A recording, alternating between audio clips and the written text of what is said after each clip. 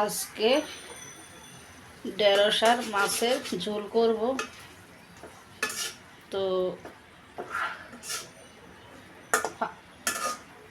ফোড়ন দিলাম ঢেঁড়সে, 5 ফোড়ন একটু আগে কমে নিলাম। এখন সব মশলা দিয়ে দিলাম, নেড়ে চেড়ে কষিয়ে নিচ্ছি।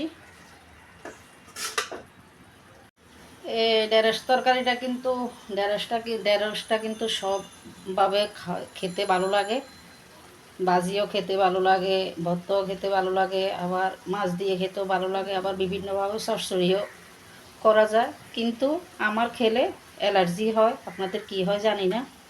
আমি ঢেঁড়স খুব খেতে পছন্দ করি, কিন্তু আমার অ্যালার্জি হয় ঢেঁড়সে।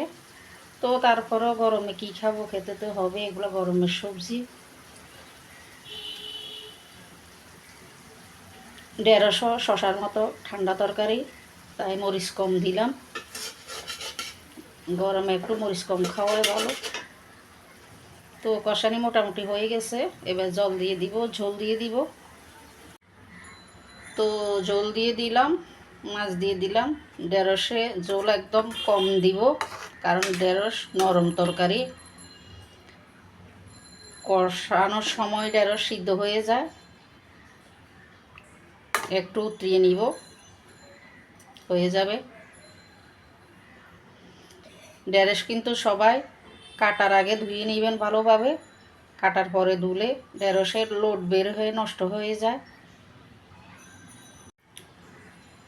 লবণ দেখে নিলাম, ঠিক আছে।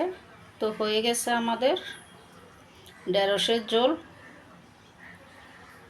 আজকে এ পর্যন্তই, সবাই ভালো থাকুন।